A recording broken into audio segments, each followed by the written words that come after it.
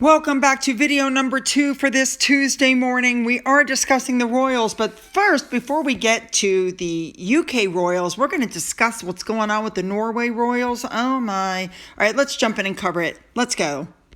I'm just going to touch on this. I told you guys already I did multiple videos on this Gettr Verrett. He claims to be a shaman. He's bisexual, HIV positive, and Princess Martha Louise fell in love with him and they finally got married. We covered the whole wedding. Anyway, he went on Instagram and he said that he surprised the princess with a visit to a villa in Turkey. Now, if you expect me to believe that this man paid for this vacation, no. He didn't. The guy's practically penniless.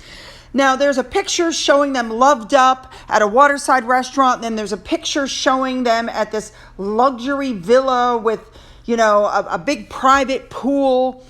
He claims he's a 6th generation shaman. And this is what he wrote. I think he's trying a little hard. He wrote, and I'm quoting, "After our breathtaking, love-filled, and truly enchanting wedding, shared with the most beautiful, creative, and inspirational family and friends, I whisked my beloved wife away on a surprise honeymoon, one crafted for the purest of hearts. We journeyed to a paradise where I spent my early years, surrounded by the loving and nurturing spirit of Turkey's rich culture. Our private villa by the sea became the perfect haven to share our love, devotion, and the dawn of our new beginning of husband as wife. For the first part of our honeymoon, we welcomed our cherished family and friends to revel in our joy, surrounding us with the warmth and love they bring into our lives." Okay, guys, the guy is a total scam artist.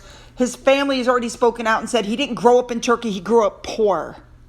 You guys need to go back and look at the video I did about their wedding in case you didn't see it. He is a convicted felon. His previous fiance's name was Hank. He beat Hank up and got arrested. He broke into, empty houses and stayed there. His family has spoken out and said he is a liar. He has severe mental health issues.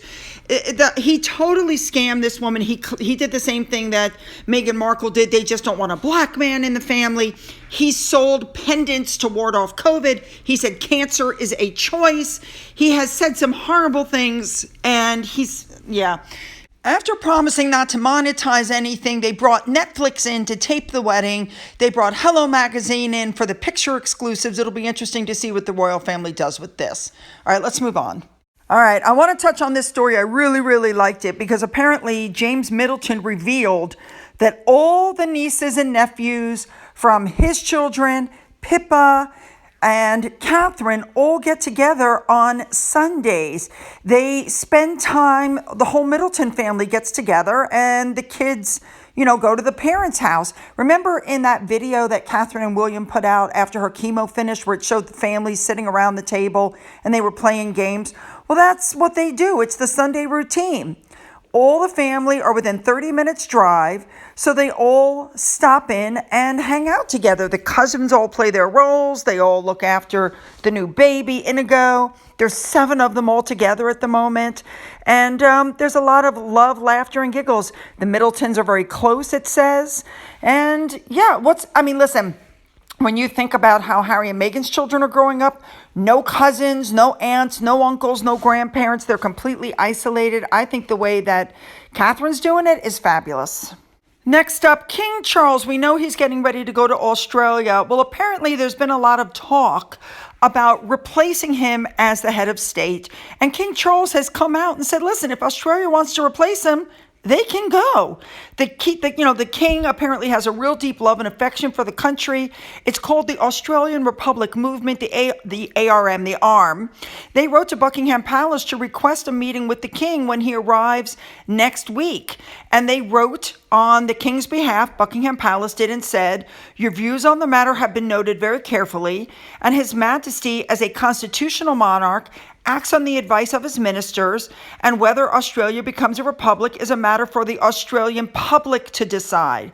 However, in this letter, the ARM praised the important contribution of the royal family, saying that many Australians continue to respect the British monarchy.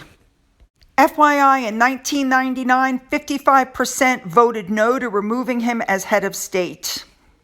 You all should know that Charles has been determined to go ahead with this trip, even though he started his 8 months of cancer treatment. And they're saying that's because he has an overriding sense of duty to the nation and the Commonwealth. And therefore he is, and they said this, hell-bent to travel to the other side of the world to visit Australia and Samoa. This will be the first time a ruling British monarch visited Australia since Queen Elizabeth went there in October of 2011. Now, while in Samoa, we already know that Charles is going to attend his first Commonwealth Heads of Government meeting as head of the Commonwealth.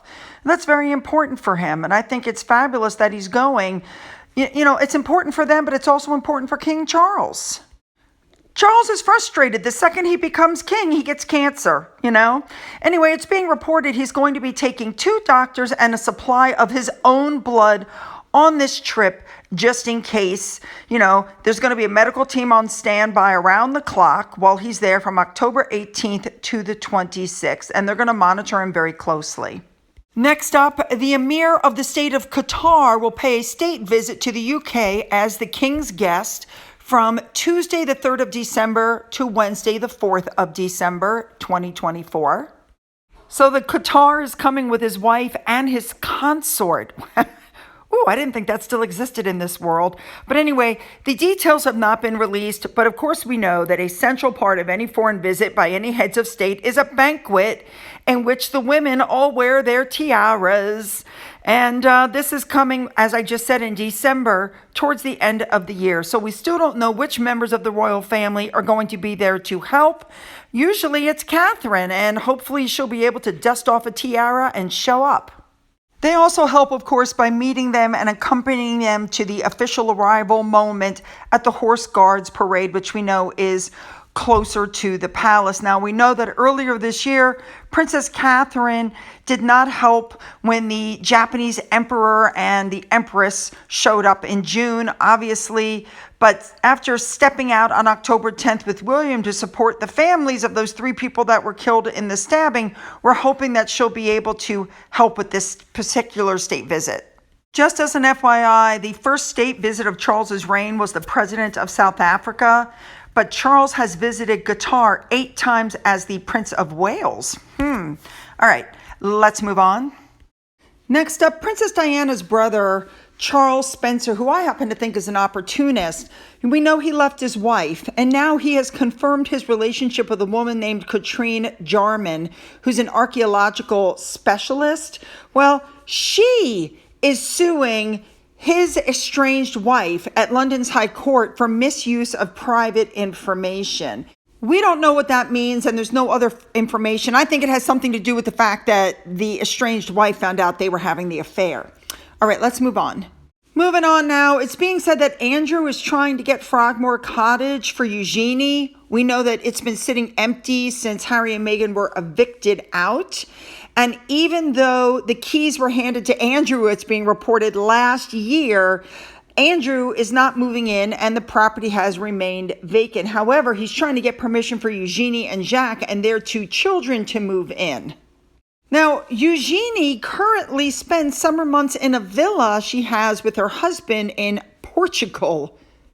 It's being reported, however, she would like to spend more time in the UK. And when she's in the UK, she lives in Ivy Cottage, which is a cottage that's located on Kensington Palace grounds. But they're saying that Frogmore Cottage is bigger and would make more sense. Well, why not? If the other one is sitting empty, what difference does it make? And in the meantime, she has stayed there before when Meghan and Harry still had the house. I think they sublet it in some fashion is what was being reported. So we'll just have to wait and see how this whole thing turns out.